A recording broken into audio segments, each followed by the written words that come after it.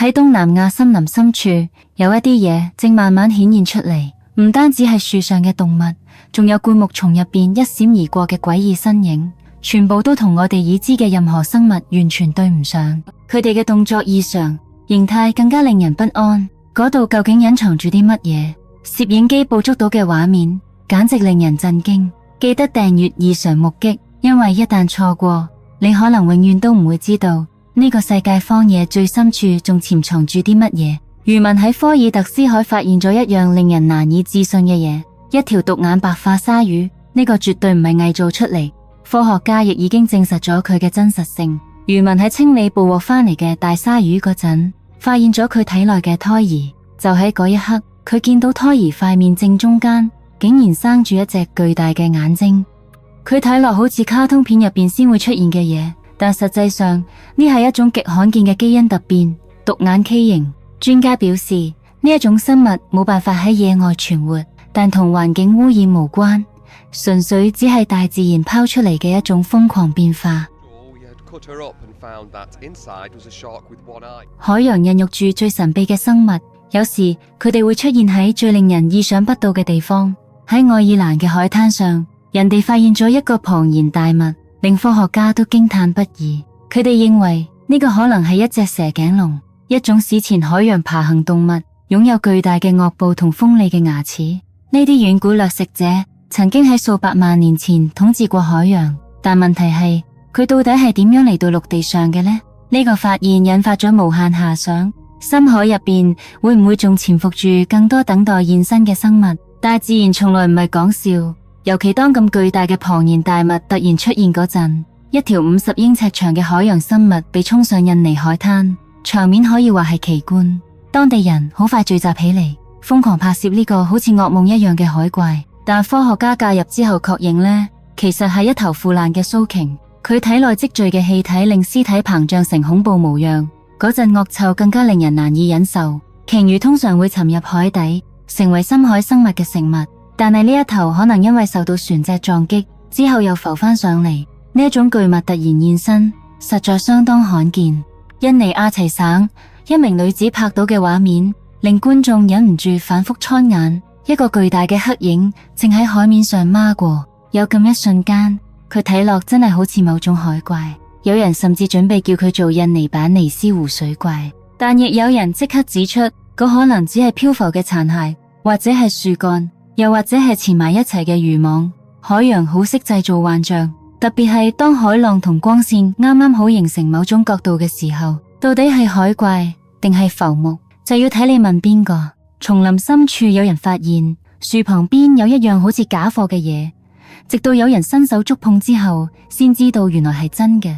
半埋喺泥土入邊嘅係一隻巨大到好似岩石咁堅硬嘅拇指，佢唔係化石，亦唔係雕刻，而係一隻巨大石化咗嘅拇指，仲帶住一塊厚實到好似人類指甲一樣嘅完整指甲蓋。佢沉甸甸，而且細節詭異，仿佛曾經屬於某個真實存在過嘅生物。發現佢嘅人唔敢喺嗰度逗留太耐，呢個會唔會係遠古巨人嘅遺骸，又或者係人哋一直堅信存在嘅某種傳奇生物？無論佢到底係乜嘢，佢本來都唔應該俾人發現。高棉海岸驚現巨型海洋生物，引發群眾轟動。呢個腫脹蔥跨嘅軀體形狀怪異，完全睇唔出明顯特質，自然有人叫佢做怪獸。但呢並唔係電影入邊嘅反派角色成真。專家推測佢可能係一頭腐爛嘅鯨魚，又或者係受氣體同海水影響而變形嘅巨型魚類。當呢啲生物被衝上岸嘅時候，腫脹變形嘅軀體就會引發各種離奇猜測。就算只係一條死鯨，嗰種神秘感同興奮感依然令眾人熱烈討論。喺東南亞某處渾濁嘅河流入邊，一班村民望住水面下漂浮嘅物體，有人伸手慢慢撈起一樣睇落似浸濕咗嘅長髮，隨後露出一張蒼白嘅面孔，眾人即刻僵喺原地，有人後退，有人拍攝，空氣好似瞬間凝固，只剩低雨聲同滴水聲喺佢哋發現嘅物體周圍回蕩。佢唔喐，亦唔出聲。關於水靈同河鬼嘅傳說，自古以來一直都有。呢一刻，仿佛古老傳說真係變成現實，冇人敢留低探究真相。佢哋只知道一件事，應該要走啦。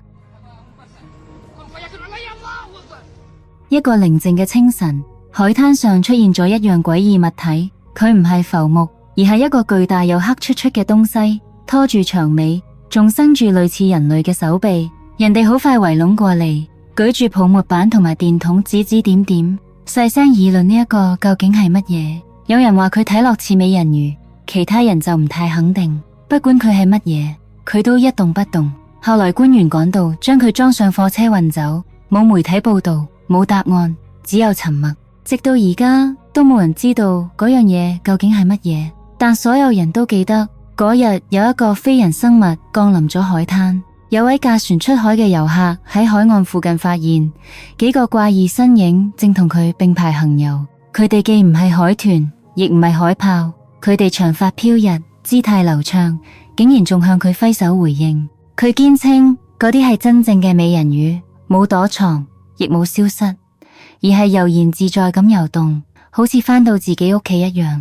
喺多明尼加呢一類海洋傳說盛行嘅海域，佢哋仿佛一直都喺呢度日常棲息。呢一類傳說永遠唔會真正褪色，無論嗰係稀有生物定係其他存在，目擊者都發誓絕對唔係虛構。喺蘇門答臘島上，一個龐然大物令當地人驚恐不已，而呢一個並唔係傳說。一條網紋蟒蛇，身長達到驚人嘅49英尺，體重接近1000磅，被發現嗰陣仲係好好咁活住。發現佢嘅部落唔單止捕獲咗佢，仲好似對待皇室成員一樣供奉佢。呢一條蟒蛇成為咗當地動物園嘅明星，吸引大批瘋狂遊客前嚟觀看。更加誇張嘅係，佢每個月要食足足5隻成年狗。科學家對佢嘅體型感到震驚，好多人都話呢係有紀錄以嚟最大嘅蛇類之一。大自然隨手就創造出呢種終極巨獸，簡直令人覺得不可思議。個男仔喺泥濘小徑上面慢慢行緊，突然之間發現有一個圓滾滾、行動又有啲笨拙嘅嘢喺度蹦跳。佢一開始仲以為只係一隻肥嘟嘟嘅蟾蜍，直到嗰樣嘢爬上枯乾嘅灌木叢，仲發出輕輕嘅吱吱聲。呢樣嘢根本唔係蟾蜍，因為外形完全差好遠。原來呢個係一隻啍啻狐猴，不過佢其實唔識飛，而係好似一個生住爪嘅毛絨小降落傘咁滑翔。呢隻小動物睇落似乎嚇親，可能係迷路咗，又或者只係太緊張。個男仔拍攝咗一陣之後慢慢退開，等呢個奇怪嘅小幽伙可以冷靜返。呢個野生發現真係好似直接由卡通片入邊跳出嚟一樣。海參一般都唔算搶眼，但呢一隻就絕對好吸引眼球。有位女士喺水底遇到一個外形怪異、全身都布滿尖刺嘅生物，忍唔住將佢分享到網上。呢個唔係普通海參，而係鳳梨海參。佢粗壯而且凹凸不平嘅表皮上面布滿尖刺狀嘅凸起，睇落就好似一個喺海入邊迷路嘅水果。但係呢個粗糙外表之下，佢其實肩負住一個好重要嘅角色。透過食用殘骸同埋循環養分，幫助清潔海底環境。雖然外形有少少令人反感，但同時又幾有型。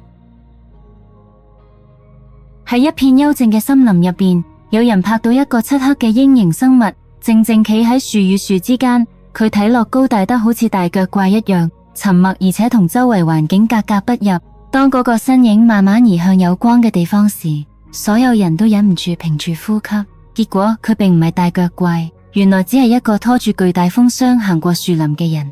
佢全身包住笨重嘅防風裝備，睇落足足有3米高。遠遠望落去，嗰個神秘身影其實只係一位極之專注嘅養蜂人。呢樣嘢唔係普通蜥蜴，佢確實有蜥蜴嘅身體，但係條尾巴長得誇張，幾乎好似一條細蛇咁拖喺後面。棕色底加白色紋路嘅配色，完美融入泥土同落葉之中。有人發現之後走近觀察，先驚覺呢其實係一條蛇蜥。雖然外形會令人嚇一跳，但呢啲爬行動物其實完全無害，既冇毒液，亦唔會咬人。只不過造型比較奇怪，就好似大自然喺蜥蜴同蛇之間猶豫唔決，最後整咗呢個奇特嘅混血產物出嚟。喺高山之上，有人發現一啲微型生物喺湖水入邊游動，睇落就好似從恐龍書入邊走出嚟一樣。原來佢哋係卡斗蝦，體型細小而且外形古怪，歷史極之悠久。呢啲生物已經存在咗超過3億年，遠遠早過人類出現。佢哋身上覆蓋住甲殼，令佢哋睇落好似一部細型坦克。最瘋狂嘅地方係，佢哋嘅卵可以喺乾泥入邊休眠好多年，只要一遇到水就可以即刻復活。今日再見到活體，就好似發現咗真正嘅活化石一樣，證明唔係所有遠古生物都已經消失。喺印尼原始森林深處，科學家意外發現咗一種好似唔應該存在嘅齷齒動物。呢一種老鼠長住馬面、垂耳同埋好似豬鼻咁嘅鼻子，所以被命名為豬鼻鼠。佢仲有好似驢驢一樣嘅怪異牙齒，後腿附近仲生住類似袋鼠嘅超長毛髮。研究團隊連續幾日設置陷阱去尋找稀有物種，最終成功發現咗佢。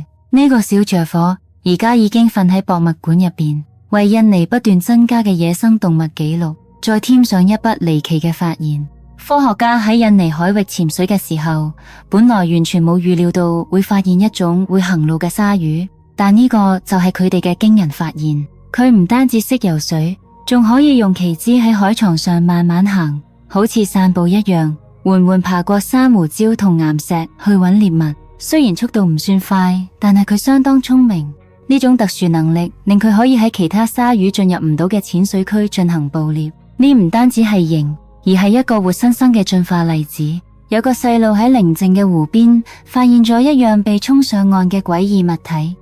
佢生住寬闊嘅骨狀頭部，嘴入邊滿布針尖一樣鋒利嘅牙齒，絕對係唔想赤腳踩到嘅東西。個男仔用樹枝輕輕戳一戳，露出一個面目周詳嘅掠食者，好大機會係一條梭魚，以速度快同兇猛撕咬出名。但係呢樣嘢睇落更加似恐怖片入邊嘅道具，而唔係普通垂釣戰利品。外露嘅下顎同渾濁嘅眼球，令佢更加令人毛骨悚然。呢一段影片喺網上瘋傳，好多網民都唔敢相信呢一樣嘢竟然出自一個普通湖泊。世界上曾經出現過唔少奇怪嘅動物雜交種，但呢一個完全超出所有人嘅想象。佢有住黃毛嘅身體，但面部竟然似人類一樣詭異，已經夠令人不安。更加令人毛骨悚然嘅係，佢仲會轉動自己嘅頭，好似感應住周圍發生嘅一切。佢唔似普通動物，更加似某種未知存在。大自然不斷提醒我哋，佢有幾咁奇異同神秘。印尼不斷出現一啲好似外星生物咁嘅奇特存在。呢種巨型蜂喺印尼北馬魯古群島再次被發現。呢唔係普通細細隻嘅蜜蜂，佢體型大到同成人拇指差唔多，仲生住好似甲蟲一樣嘅巨大腭，比普通蜜蜂大足足4倍以上，睇落更似一部飛行坦克而唔係昆蟲。研究團隊連續搜尋咗好多日，甚至一度唔確定佢仲存唔存在。最後終於發現一隻獨居嘅雌蜂藏喺樹頂嘅白蟻巢入邊，真實存在嘅活體證明，荒野之中仍然隱藏住我哋以為已經滅絕嘅生物。咁今期內容就嚟到呢度，你對今期入邊邊一個發現覺得最震撼？又或者你仲知唔知道其他類似發現？歡迎喺下面留言同我哋一齊分享。我哋下期再見，記得訂閱異常目擊，因為一旦錯過，你可能永遠都唔會知道東南亞森林深處仲隱藏住啲乜嘢。